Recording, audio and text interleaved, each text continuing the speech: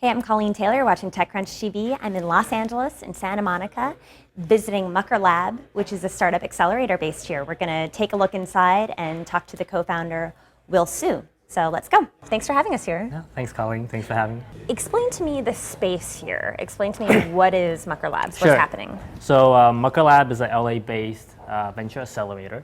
We help entrepreneurs build and grow their startup.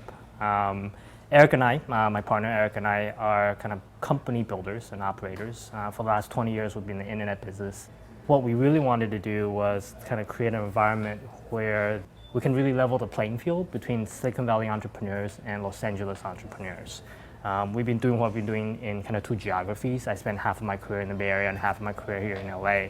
And we have a network both up here, down here as well as up north. So here in MuckerLab, we really want to bring the ethos of kind of starting companies in experimentation, iteration, the things that you all hear about in the Valley down here in LA, and really evangelize that kind of ethos around building great internet and software companies. And so when did you open up this space? We opened up the space about a year and a half ago. We graduated two classes, about a total of 18 companies. And then we just started a new class actually a week ago. Okay. And what are the trends that you're seeing? What is this new class like? I'd say 18 months ago, we've certainly seen a lot more mobile and consumer startups. That trend has kind of shifted a little bit towards more B2B and enterprise software, just like you see in the Valley. Right. But we understand that starting companies and building companies is a 5 to 10 year exercise. So trying to kind of catch the wave is really kind of a futile exercise. So in general, we try to have some diversity in all our classes, right? So whether that is B2B versus B2C, e-tail, enterprise software, SaaS, we try to have as much diversity as we can. What we typically don't do is we don't do clean tech, we don't do semiconductors, we don't do boxes and wires. It's not because those industries are not great, they're really great. It's just that our thesis is that Eric and I can be entrepreneurs, co-founders for the 3 to 6 months they're working with us. Right. And if I don't have an operating experience in those industries, then my value add is zero. Right? So we typically don't work with those companies. And what's the experience like for the people in the program? Say you get in, this class just started here. What is the program like? Sure. The first thing we do is we spend between 2 to 3 hours with the company doing an entire review of the company, from strategy, marketing, product, sales, and the acquisition strategy. And then we really try to understand where the company is right now and where they have to achieve product market fit and the type of experiments and tests they really need to do in order to understand how they can scale their business and build a better product. Out of that exercise, we actually set major milestones for them to hit, and they need to hit them in the 3 to 6 months time that they're in MuckerLab. And if they don't hit those milestones, then we actually don't take the company out for marketing, i.e. for fundraising. Right. So we're super kind of operationally focused. We actually don't even allow venture capitalists or investors into the office in the beginning half of the program. Interesting. Because we're not an investment bank. We're not a broker. Right? We're here to help you build companies. And once we help you build companies that get traction, then I'll be very proud to show our companies to our kind of upstream investor partners and kind of show them that it's a company that's worth investing in.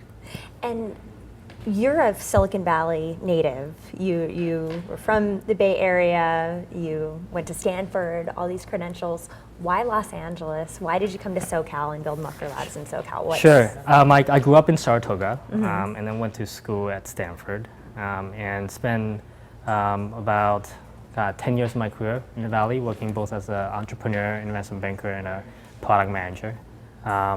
I moved to LA kind of serendipitously. I had a friend who was needing some help, so I took some time off from eBay, where I was working at the time, actually with Eric Warnala, my partner here, and decided to come down and just hang out and have a good time.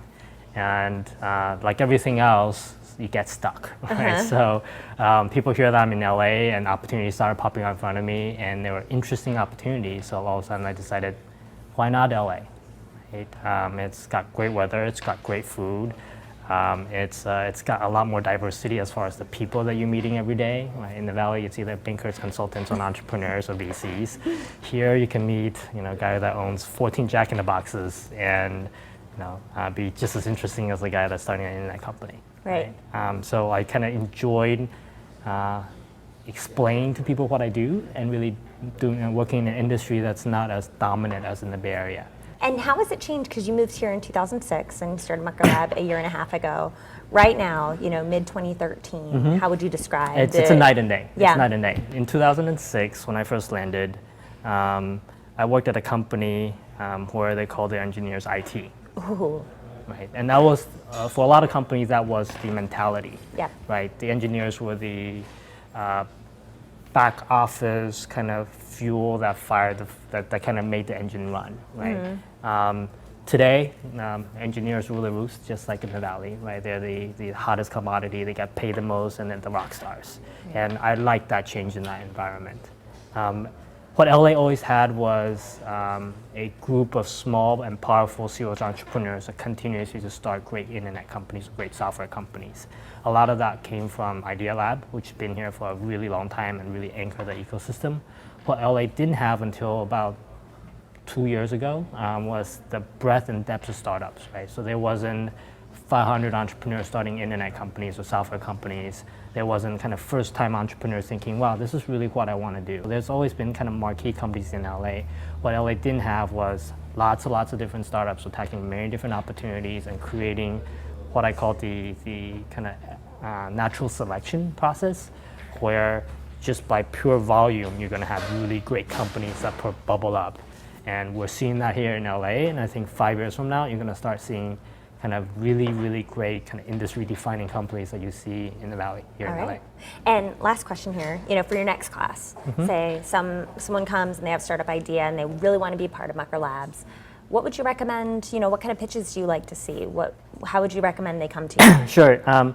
Lots of people have a lot of preconceived notion of what an accelerator does. I like to tell companies it's not about where you are and where you end. It's about the delta between where you start in MuckerLab and where you finish.